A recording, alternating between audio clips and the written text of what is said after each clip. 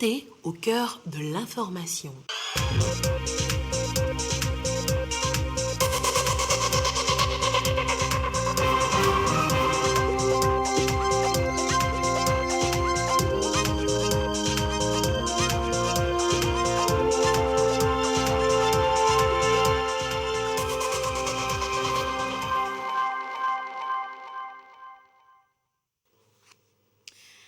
Heureuse de vous retrouver pour le journal sur la télévision togolaise. Madame, Monsieur, bonsoir et voici les titres de cette édition. Vous êtes étudiant et en fin de cycle à l'université de Lomé. Vous avez désormais l'opportunité de suivre des stages professionnels et pouvoir être opérationnel sur le marché de l'emploi. Et ceci sera possible grâce au programme de contrat d'alternance à découvrir dans cette édition. La deuxième édition du mois du consommé local, ce sera pour très bientôt au Togo. Mais pour l'heure, place aux préparatifs. Où en sont-ils justement? Vous le suivrez dans ce journal.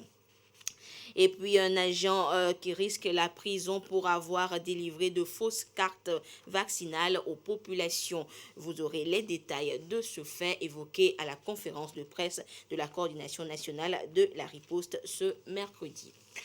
Voilà donc pour les titres. Le Conseil des ministres est réuni ce mercredi au Palais de la Présidence de la République sous la conduite du chef de l'État Faure Essozimna Gnassingbé.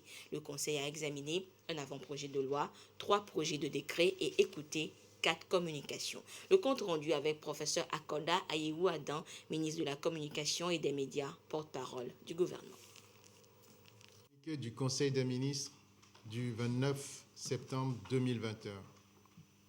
Le Conseil des ministres s'est réuni ce mercredi 29 septembre 2021 sous la présidence de son Excellence M. Faure Essozimna Gnassingbé.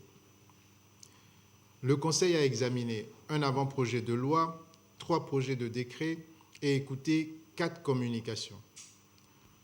Au titre de l'avant-projet de loi, le Conseil a examiné en première lecture l'avant-projet de loi portant régime des transports routiers et des professions auxiliaires. Au titre des projets de décret, le Conseil a examiné et adopté le projet de décret portant création, attribution, organisation et fonctionnement de l'agence Togo Digital ATD. L'adoption du présent projet de décret permettra de mettre en place l'agence Togo Digital dédiée à la coordination et à l'exécution des projets digitaux du gouvernement.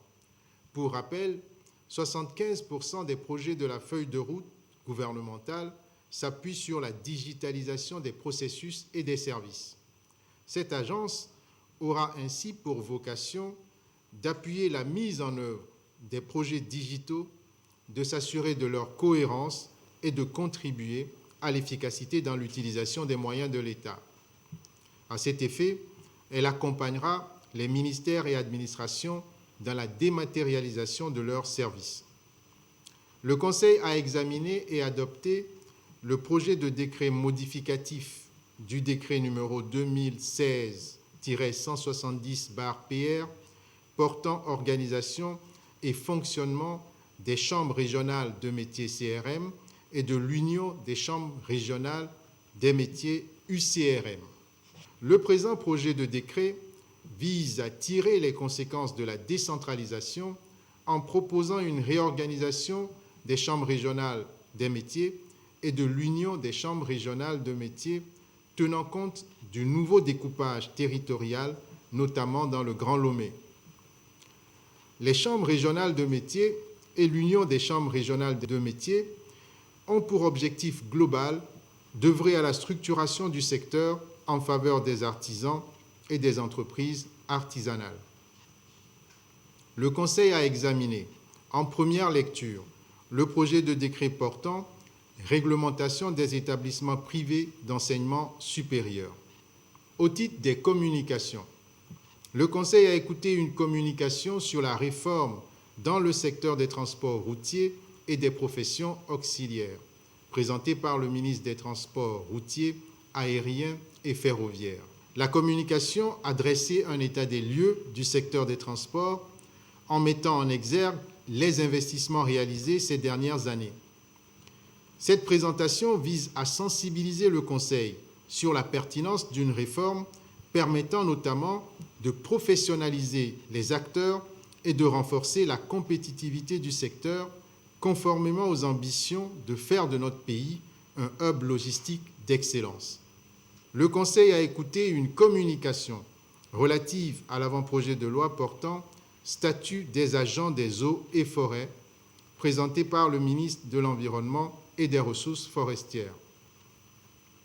Tenant compte des spécificités liées aux missions qui leur sont confiées, la communication vise à solliciter l'autorisation du Conseil pour l'étude de l'avant-projet de loi portant statut des agents des eaux et forêts.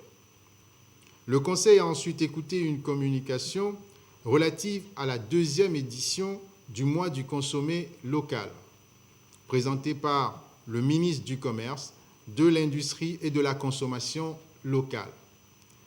Suite à l'engouement suscité par la première édition en 2020 du mois du consommé local, qui s'est traduite par une appropriation du concept par les producteurs, les consommateurs, les structures publiques et privées, notre pays se prépare activement pour l'organisation et la tenue de la 2e édition. Elle se tiendra à partir de la 2e semaine du mois d'octobre 2021. Pour cette année, le thème retenu pour notre pays est « Compétitivité des produits et services locaux sur le marché de la ZLECAf ». Les échanges porteront sur la démarche qualité, les problèmes d'emballage, les prix et la disponibilité des produits afin de les rendre compétitifs sur les plans national, régional et international. Le Conseil a enfin écouté une communication relative à l'implémentation du programme Système d'information de police pour l'Afrique de l'Ouest, CIPAO, présenté par le ministre de la Sécurité et de la Protection civile. Le programme CIPAO consiste à créer dans chaque État membre une base de données automatisée d'informations de police pour faciliter la collecte, la centralisation, la gestion, l'analyse et l'échange d'informations criminelles provenant de tous les services chargés de l'application de la loi au niveau national. Cette communication a pour but de solliciter l'autorisation du Conseil pour la présentation des projets de décret qui seront pris dans le cadre de la mise en œuvre du programme. Au titre des divers, Madame le Premier ministre a informé le Conseil que le processus législatif et réglementaire sur la déclaration des biens et avoirs était achevé. Elle a instruit les membres du gouvernement de se préparer à se conformer à la procédure de déclaration des biens dès que Madame le médiateur sera en mesure de les recevoir. Le ministre des Enseignements primaires, secondaires, techniques et de l'artisanat a rendu compte au Conseil du bon déroulement de la rentrée scolaire. Il a indiqué que les 2500 enseignants recrutés pour renforcer le corps enseignant sont en formation dans les régions éducatives du pays avant d'être déployés sur leur lieu d'affectation. Ils seront appuyés par 300 enseignants dans les filières scientifiques provenant de l'École normale supérieure d'Atakpamé. Il a également souligné la poursuite du dialogue social avec les syndicats. Une rencontre est prévue dans ce sens le jeudi 30 septembre 2021. Fait à Lomé le 29 septembre 2021, le Conseil des ministres. Et le ministre de la Communication l'a évoqué justement, le Togo a lancé le processus législatif et de réglementation sur la déclaration des biens et avoirs. Le processus est à son terme. Les membres du gouvernement vont devoir très bientôt s'y soumettre. Et le ministre de la Communication est revenu en détail sur le processus en cours et ce qui reste à faire face aux journalistes. Je vous propose un extrait de sa réponse durant la conférence de presse. Il est question de revoir un certain nombre de textes relativement à la déclaration des biens et avoirs, tout simplement parce que notre Constitution a évolué entre-temps. Et tout ce processus législatif d'actualisation et de correction des textes afférents à la déclaration des biens et avoirs, ce processus législatif est arrivé à son terme. Aujourd'hui, il faut que Madame le médiateur de la République soit instituée comme réceptrice des déclarations des avoirs et des biens. Donc aujourd'hui, on est à ce stade-là Ce travail-là va être réalisé très bientôt. Et une fois qu'il sera réalisé, la voie sera ouverte pour que les personnes désignées dans la loi pour répondre de l'obligation de déclaration puissent faire leur déclaration. Et vous suivrez en détail l'intégralité donc de la conférence de presse qui a suivi le compte-rendu du Conseil des ministres en fin d'édition. Et je vous le disais également en titre, les étudiants en fin de cycle à l'université de Lomé auront désormais l'opportunité d'avoir des stages de perfectionnement, ce qui leur permettra in fine de décrocher des emplois ou pouvoir créer leur propre entreprise. Ceci sera possible grâce au programme de contrat en alternance porté sur les fonds baptismaux ce matin à la présidence de l'université de Lomé. Les détails avec Abozadadja, Immaculée Baoui Abalo avec la voix de Marie-Ange Bida. Des stages pratiques pour les étudiants de Golfe 3 en fin de parcours. L'offre vient du programme de contrat d'alternance. Déjà bénéficiaires de ce stage renouvelable une seule fois, 20 jeunes de différentes spécialités sélectionnés par un jury. Le constat est clair qu'après le diplôme, il est difficile à nous étudiants de vraiment s'insérer dans le monde professionnel. Je loue vraiment cette initiative. Ce projet vient en appoint à la lutte contre le chômage lancé par le gouvernement. Projet co-animé par la commune Golfe 3 et l'université de Lomé. La mairie du Golfe 3 et l'université de Lomé entendent offrir à nos jeunes apprenants de l'université de Lomé l'opportunité de se faire former à la fois à l'université et dans le monde entrepreneurial. Concrètement, cela veut dire que les jeunes alterneront 2 jours de cours et 3 jours en entreprise. Nous osons croire qu'à travers cela, ils seront mieux outillés au monde du travail et cela permettra petit à petit de leur mettre le pied à l'étrier. Les étudiants et étudiantes qui sortent ont des difficultés à trouver de l'emploi parce que généralement on leur demande dans leur CV s'ils ont de l'expérience. Or, ils ne peuvent pas avoir de l'expérience sortie fraîchement de l'université. Donc c'est ce volet où diront qu'on peut dire des lacunes dans leur cursus que nous avons voulu prendre en main en signant ce partenariat avec la commune. L'université forme, la commune cherche les partenaires et nous faisons de ces étudiants les relèves de demain. Candidats à ce projet, les jeunes étudiants de 30 ans, une opportunité pour mieux s'intégrer au marché du travail. Fin de la 5e réunion des directeurs généraux de la protection civile à Lomé. Des engagements ont été pris par les différents acteurs de l'Organisation internationale de la protection civile pour mutualiser leurs forces afin de faire face aux risques de catastrophes en Afrique. Le point de cette clôture avec Antoinette Romain. Ils sont élevés au rang d'officiers de l'Ordre international de la protection civile par l'Organisation internationale de la protection civile pour le service rendu à la protection civile. Le général Damham Yak, ministre de la Sécurité et de la Protection civile, l'Olognon Apedo Anakoma de l'Action sociale et le colonel Bakayoma, directeur général de l'Agence nationale de la protection civile. Ces 2 jours ont permis aux directeurs généraux de la protection civile de définir un cadre d'échange pour mieux faire face aux risques de catastrophes en Afrique. Presque tous les États de l'Afrique de l'Ouest sont dotés d'une structure autonome de gestion des risques de catastrophes, assortie de centres des opérations d'urgence qui servent de monitoring ou des décisions, ce qui veut dire que la plateforme de l'Afrique de l'Ouest risque d'être plus facile. Aujourd'hui, le Togo est très avancé. Je suis très satisfaite et je suis prête à promouvoir le modèle du Togo dans d'autres pays africains. En matière de protection civile, le Togo est un bon élève. Son dépôt logistique en est une illustration. Aujourd'hui, nos pays sont confrontés à ce problème qui dépasse les gouvernements.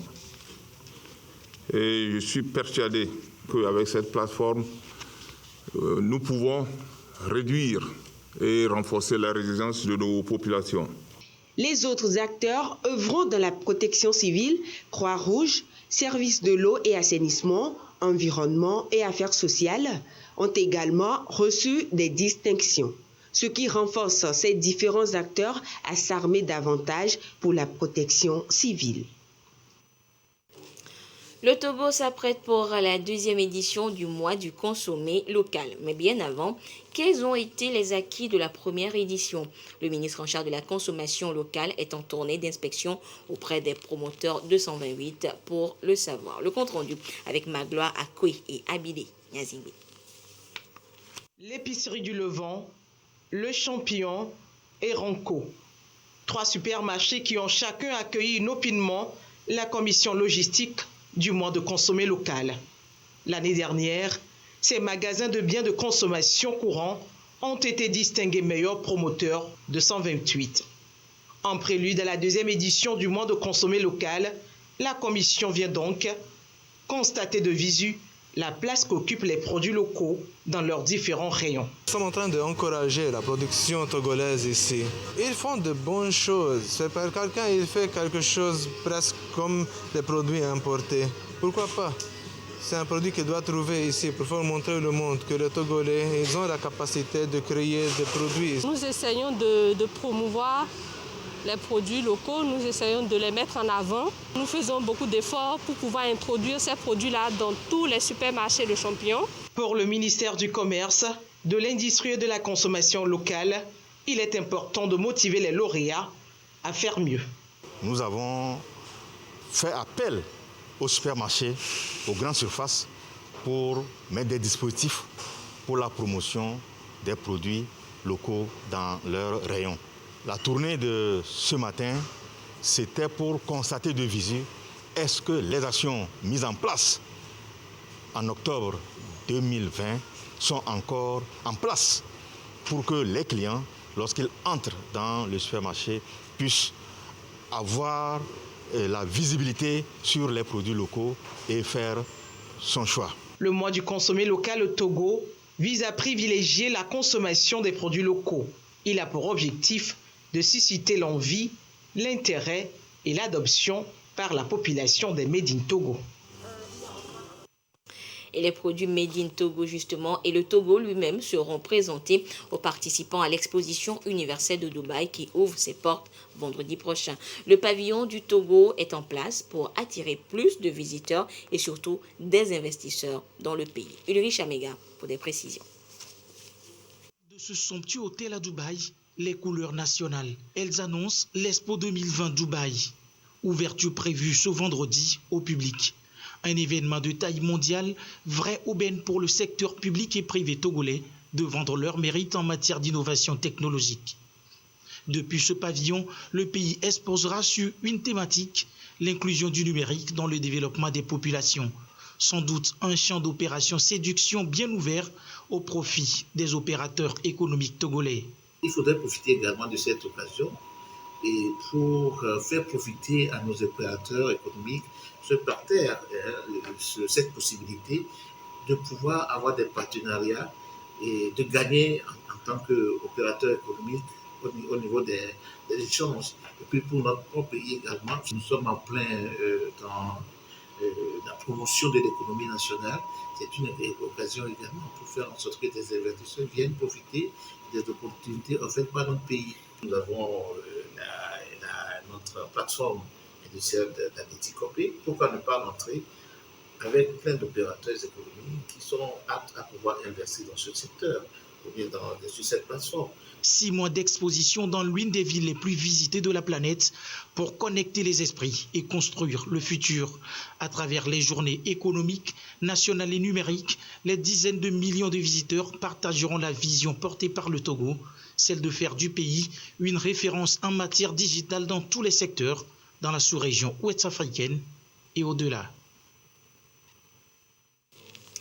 Au Mali, accueil triomphal pour le Premier ministre Choguel Maïga après son discours à l'ONU. Des officiels et plusieurs Maliens ont porté en triomphe celui qui a accusé Paris d'abandonner le Sahel. Politique.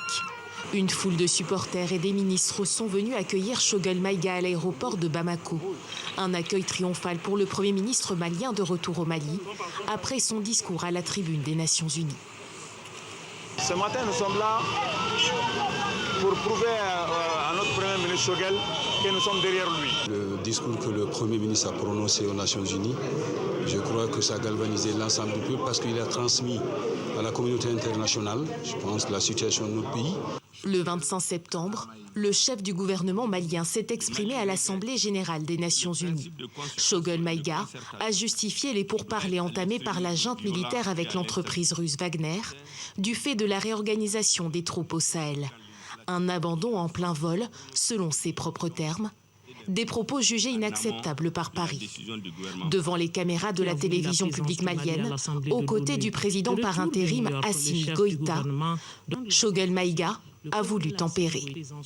À ce stade, nous ne souhaitons pas faire des commentaires sur les déclarations de nos partenaires. Et je crois que les discussions vont continuer au niveau le plus approprié.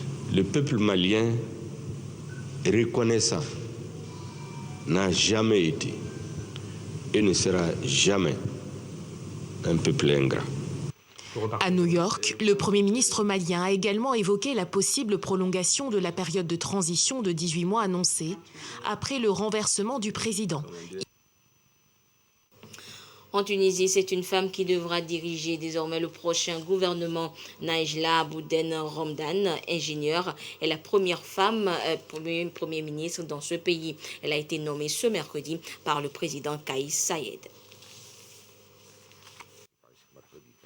Fin du suspense en Tunisie. Le président Kais Saied a nommé ce mercredi Najla Bouden Romdan au poste de Premier ministre.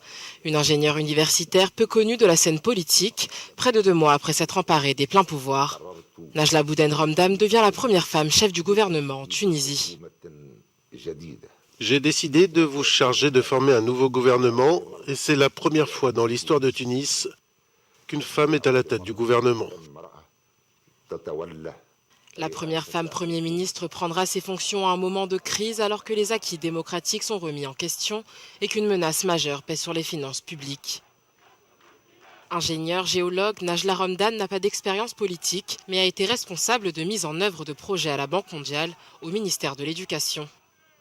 Le président Kais Saied a précisé que le nouveau gouvernement devrait répondre aux demandes et à la dignité de tous les Tunisiens.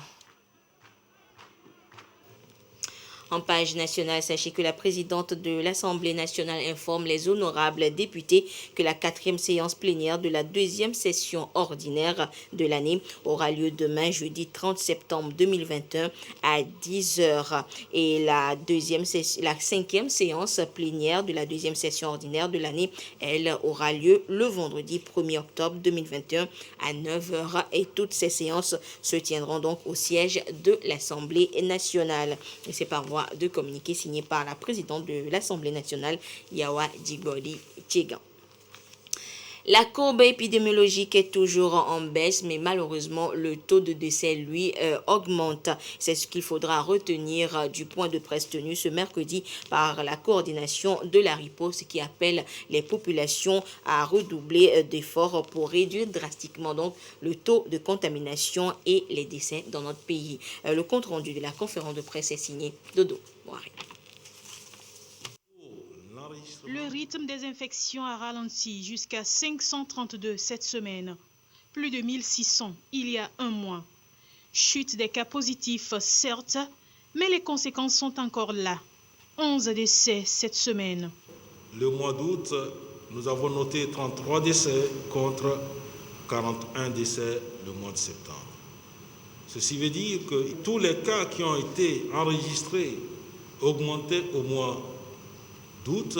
Nous sommes en train de payer les conséquences de ces cas sous forme de décès.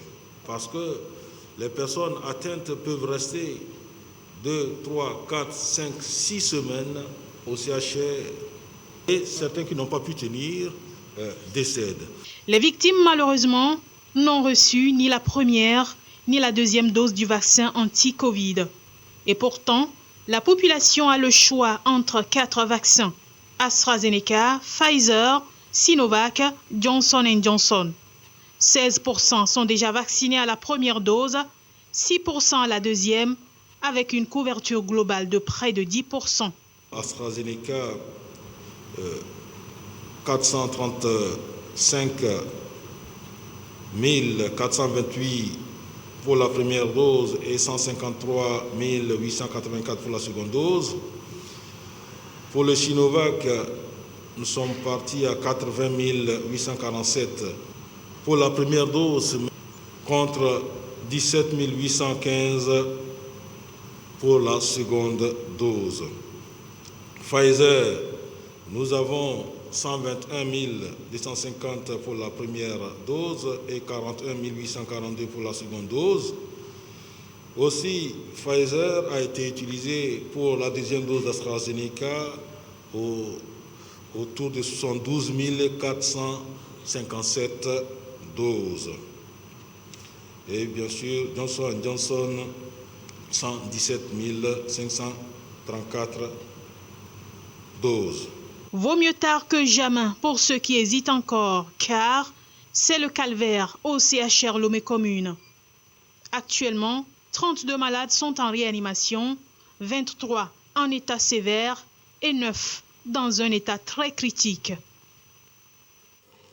Et pendant que le gouvernement s'emploie à lutter contre la maladie, certains individus véreux profitent de la situation pour s'enrichir sur le dos des pauvres populations. Et c'est le cas d'un agent qui risque la prison. Il a été surpris en train de délivrer une fausse carte vaccinale à une dame. Et les faits ont été présentés à la presse par la coordination toujours ce mercredi. Nous retrouvons Dodo Waré.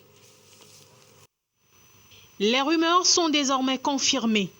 Il existe bel et bien des hommes mal intentionnés qui délivrent de fausses cartes de vaccination. 2 centres de santé sont pointés du doigt. Un individu a même été surpris en flagrant délit.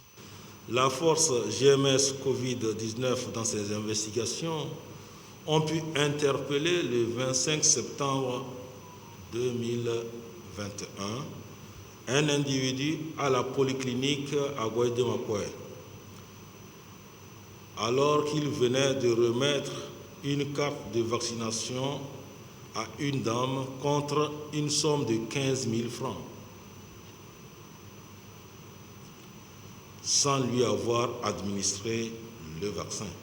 Aussi bien le corrupteur que le corrompu vont répondre de leurs actes devant la justice. Cet individu sera présenté cet après-midi au procureur pour répondre de ses actes et les conséquences pourront s'en suivre. Les investigations continuent pour démanteler carrément tout le réseau. Ce qui est sûr, la main a été mise sur une personne de façon claire et qui reconnaît les faits. La coordination appelle la population à ne pas se faire manipuler. Le gouvernement veille à ce que les vaccins soient fiables avant de les administrer, rassure Mohamed Dibril. Et à ce jour du mercredi 29 septembre 2021, la situation de la pandémie au nouveau coronavirus Covid-19 au Togo se présente comme suit. Le nombre de cas confirmés est de 25 368, 45 nouveaux cas enregistrés depuis hier. Le nombre de personnes guéries est de 22 908. 167 nouveaux guéris enregistrés depuis hier. Le nombre de cas actifs s'élève à 2232 et le nombre de décès est de 228. Un nouveau décès a été enregistré malheureusement depuis hier chez une personne et c'est une personne non vaccinée et porteuse de comorbidité. C'est un communiqué signé par le ministre en charge de la Santé, professeur Moustapha Mijiawa. Et je vous propose à présent de suivre l'intégralité de la conférence de presse qui a suivi le compte-rendu du Conseil des ministres de ce mercredi.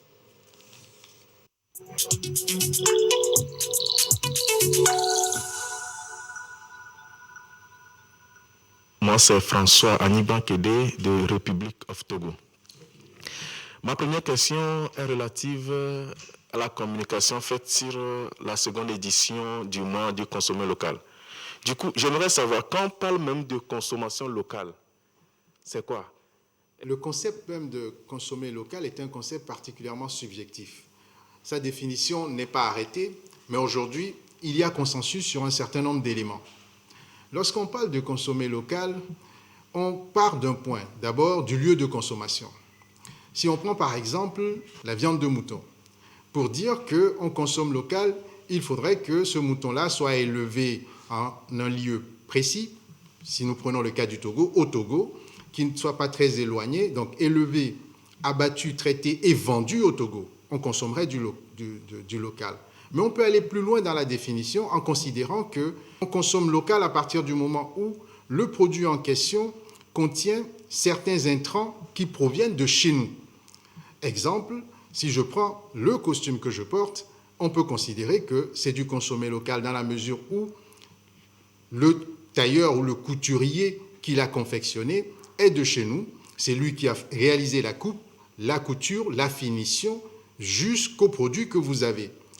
La seule chose qui est étrangère, c'est le tissu. Évidemment, nous ne fabriquons pas ce type de tissu. Nous ne fabriquons pas encore ce type de tissu chez nous. Donc, le tissu est importé. Mais toute la main-d'œuvre qui a été mise dans la confection d'un tel habit a été réalisée chez nous et c'est une main-d'œuvre de chez nous. On peut considérer à partir de ce moment-là qu'on consomme local. Si nous prenons du riz qui est produit chez nous, on consomme du riz local. Donc, il est peut-être rapide de considérer qu'il faut absolument s'habiller en batakali pour dire qu'on consomme local, parce que derrière, aujourd'hui, le fil qui est utilisé pour faire le tissu en question, il n'est pas fabriqué chez nous, il est importé aussi. Donc, je crois qu'il faut avoir une approche raisonnable du consommé local. L'objectif même du consommé local, c'est de promouvoir la création locale, c'est de promouvoir la création d'emplois au plan local. Donc, tout ce qui converge vers là et qui nous permet de donner une identité au produit qui est réalisé, nous permet de dire que nous consommons local. De la première édition à ce jour, quels sont les changements de façon concrète que vous avez pu constater dans le comportement des populations? Le consommé local n'est pas une nouveauté à proprement parler chez nous. Le consommé local a une histoire dans notre pays. Je ne sais pas si vous vous rappelez de ce jingle-là, consommer produits togolais, par exemple. Il y a eu une histoire, il y a eu un hiatus, une période où la promotion du consommé local a été mise en sommeil. Et il y a eu cette initiative de l'UEMOA depuis 2019 qui permet d'installer le mois d'octobre comme un mois au cours duquel l'on doit mettre en valeur de façon importante les produits locaux et le consommé local. La première édition a eu lieu l'année dernière. Le gouvernement en a tiré les leçons et aujourd'hui, nous préparons la seconde édition qui a été décalée, qui commencera dans la deuxième semaine d'octobre au regard des difficultés que vous connaissez tous relativement à la pandémie. Alors, est-ce qu'on a déjà tiré un bilan du premier mois de consommé local? Évidemment, ce bilan a été tiré et l'on peut observer que depuis le lancement du processus, l'appropriation du concept même par les acteurs, les producteurs eux-mêmes, les consommateurs, les structures publiques comme privées, a été réalisée de façon graduelle. Vous avez sans doute lu la note de Madame le Premier ministre qui incitait fortement les acteurs publics à commander leurs produits auprès des producteurs locaux. Et dans les rapports que le gouvernement a reçus, un certain nombre d'entreprises ont vu leur chiffre d'affaires s'accroître, une multiplication de création d'emplois et une visibilité plus accrue parce qu'aujourd'hui, je prends l'exemple de la TVT, où un cadre est offert aux producteurs locaux, aux jeunes entrepreneurs, pour qu'ils puissent valoriser leurs produits. Donc nous sommes ici dans un processus de construction du Made in Togo, notamment, et de la valorisation du Made in Togo. Une fois que le concept est intégré, la deuxième édition du mois du consommé local est aujourd'hui, par exemple, ou sera consacrée à l'emballage, notamment, à la disponibilité des produits, parce que, pour certains, la visibilité a été réalisée et on a eu des difficultés à pouvoir approvisionner les différents demandeurs. Donc, il y a des résultats qui sont très encourageants et qui motivent à continuer à promouvoir le consommé local parce que, dans l'absolu, notre pays a un intérêt à promouvoir sa production, à la consommer d'abord sur place parce que les producteurs sont là, ils font des produits qui sont des produits qui peuvent challenger des produits étrangers et nous n'avons qu'intérêt à les valoriser. Charlotte Guézéré de Niveau Télévision. Une des communications lues en Conseil des ministres relative à l'avant-projet de loi portant statut spécial des agents des eaux et forêts.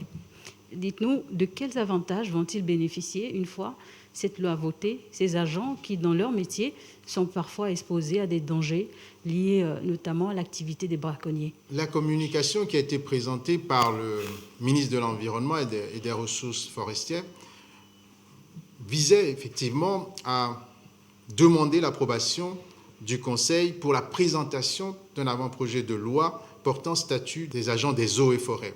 Vous savez, les agents des eaux et forêts, qu'on appelait dans le temps les gardes forestiers, disposent d'un statut entre guillemets qui date de 1945.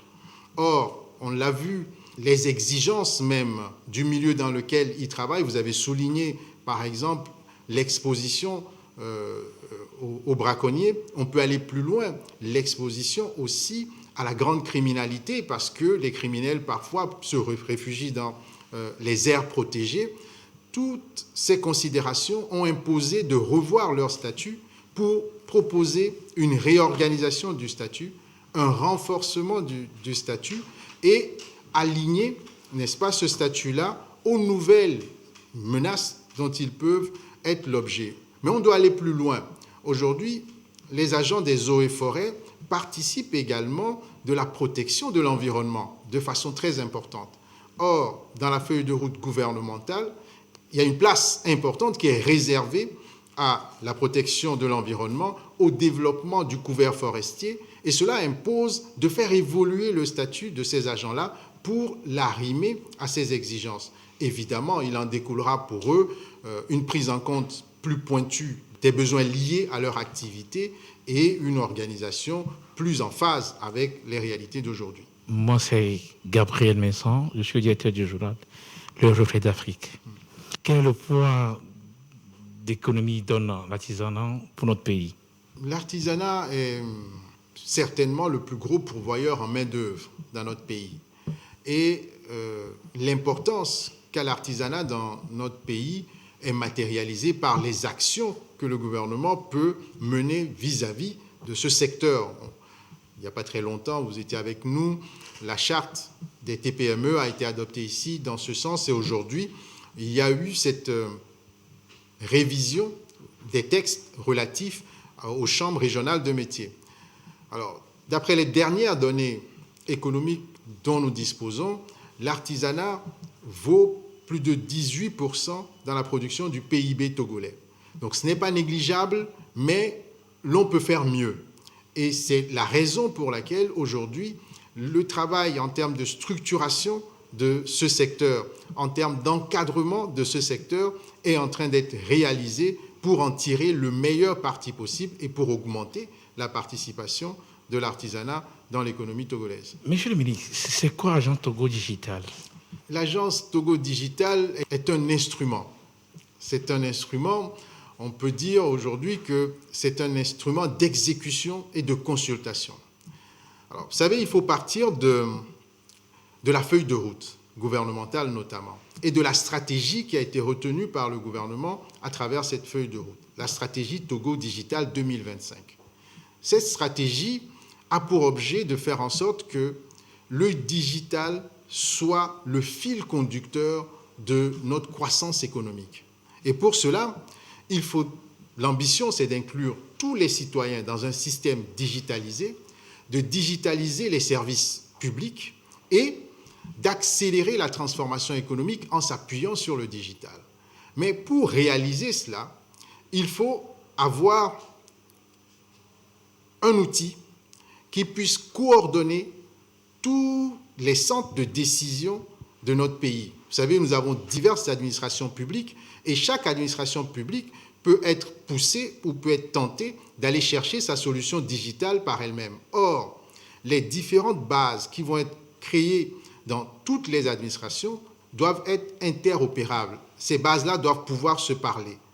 Donc, il nous faut un outil pour coordonner la digitalisation, un outil efficace pour aller vite et travailler efficacement. Donc, l'agence Togo Digital va avoir cette mission-là de coordonner la digitalisation de notre économie. Achemine-t-on vers une version Afrique de l'Ouest de l'Interpol que nous connaissons tous? Aujourd'hui, avec ce système d'information de police pour l'Afrique de l'Ouest, l'on va avoir une base de données dans chaque État de l'Afrique de l'Ouest, mais plus loin encore, une base de données connectée qui va recenser les infractions criminelles, notamment identifier certains criminels, les avoir dans la base.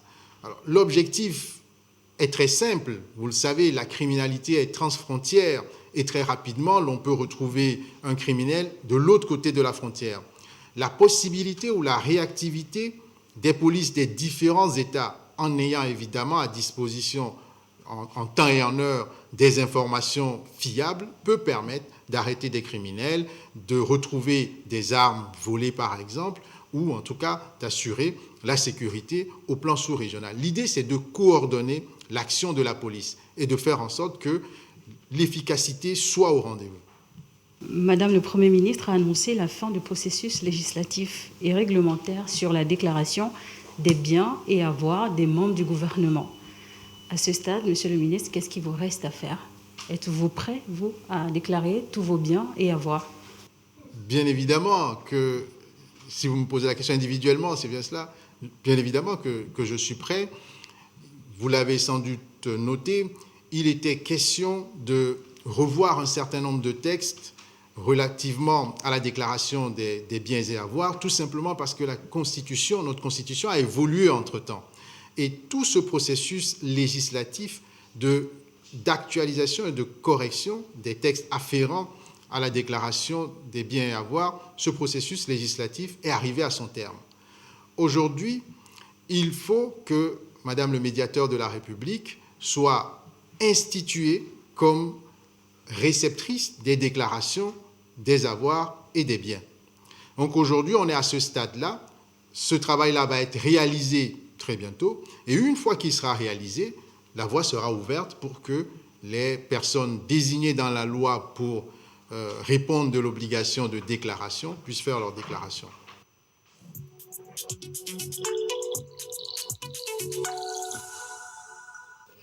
Et voilà, ainsi se referme cette édition. Merci de votre fidélité à la télévision togolaise. Excellente suite de nos programmes. Au revoir.